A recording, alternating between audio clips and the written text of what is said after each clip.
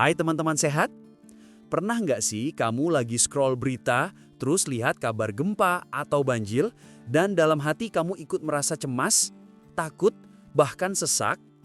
Padahal kamu berada ratusan kilometer dari lokasi bencana. Rasa itu nyata, dan itu adalah bukti ada satu dampak krisis yang sering tak terlihat, tapi paling dalam lukanya, kesehatan mental kita.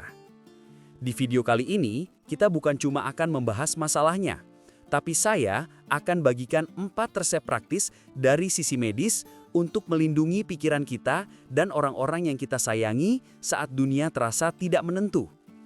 Pastikan tonton sampai akhir ya.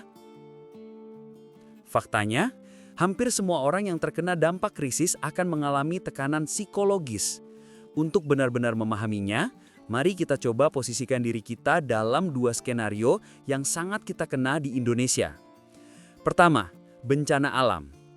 Bayangkan kamu adalah warga yang tinggal di dekat gunung berapi yang meletus. Kamu kehilangan harta benda, bahkan mungkin orang terdekat.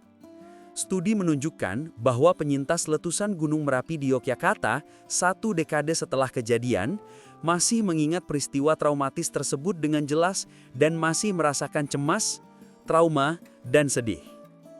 Kedua, pengalaman yang kita semua rasakan, pandemi COVID-19.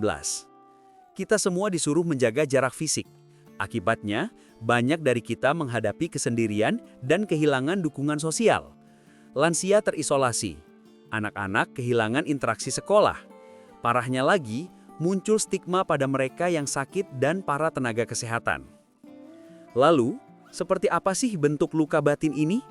Mungkin beberapa dari Anda pernah mengalaminya atau melihatnya pada orang lain. Kenapa setelah bencana ada orang yang jadi gampang kaget dan sering mimpi buruk? Nah, ini bisa jadi gejala dari PTSD atau gangguan stres pasca trauma. Ini bukan sekedar ingat kejadian, tapi seperti mengalami ulang trauma itu lewat flashback atau mimpi, bahkan bertahun-tahun kemudian. Wajar nggak sih kalau aku cemas terus-menerus mikirin masa depan? Sangat wajar. Tapi, jika rasa cemas itu sudah mengganggu tidur, pekerjaan dan hubunganmu setiap hari, itu bisa jadi tanda gangguan kecemasan atau depresi. Ini bukan kelemahan, ini adalah kondisi medis yang paling umum di dunia. Apa benar stres bisa bikin badan jadi sakit-sakitan? Betul sekali. Ini disebut gejala psikosomatis. Keluhan fisik seperti nyeri kepala, mual, atau gangguan pencernaan yang sebenarnya dipicu atau diperparah oleh tekanan mental. Bagaimana dengan anak-anak kita? Mereka bisa menunjukkan dengan cara yang berbeda.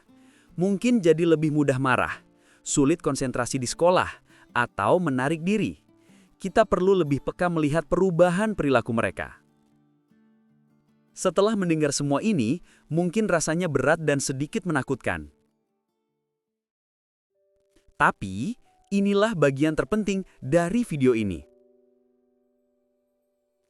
Kabar baiknya, dan ini yang paling ingin saya sampaikan, kondisi tadi bisa dikelola dan bisa pulih.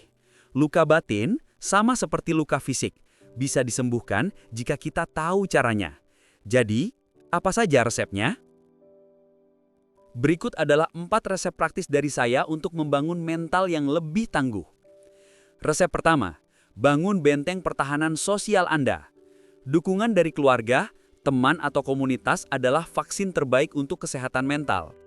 Hubungan yang erat terbukti sangat efektif mengurangi tekanan psikologis. Jika Anda punya teman yang sedang berjuang, cukup mendengarkan dan hadir untuk mereka adalah obat yang luar biasa. Resep kedua, lakukan olahraga untuk pikiran Anda. Sama seperti tubuh, pikiran butuh dilatih agar tetap sehat. Lakukan hal-hal positif seperti kembali ke hobi lama, jaga rutinitas, dan olahraga teratur. Teknik relaksasi seperti latihan pernafasan dalam atau meditasi mindfulness juga sangat membantu menenangkan sistem saraf kita. Resep ketiga, lawan stigma dengan ilmu. Sebagai orang yang paham, tugas kita adalah mengedukasi. Salah satunya dengan memisahkan orang dari penyakitnya. Daripada bilang penderita COVID, kita bisa gunakan orang yang sedang dalam pemulihan dari COVID-19. Ini lebih manusiawi dan mengurangi stigma. Resep keempat, terapkan diet informasi yang sehat. Terlalu banyak junk food informasi atau hoax bisa meracuni pikiran kita dan meningkatkan kecemasan.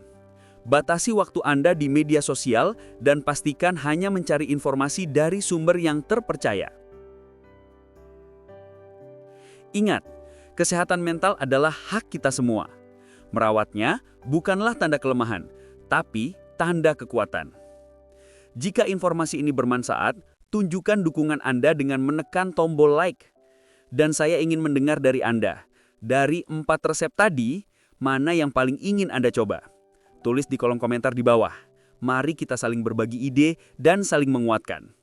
Dan terakhir, dengan subscribe channel Aku Mau Lebih Sehat, Anda tidak hanya berinvestasi untuk kesehatan diri sendiri, tapi juga ikut dalam gerakan menyebarkan literasi kesehatan mental yang benar di Indonesia.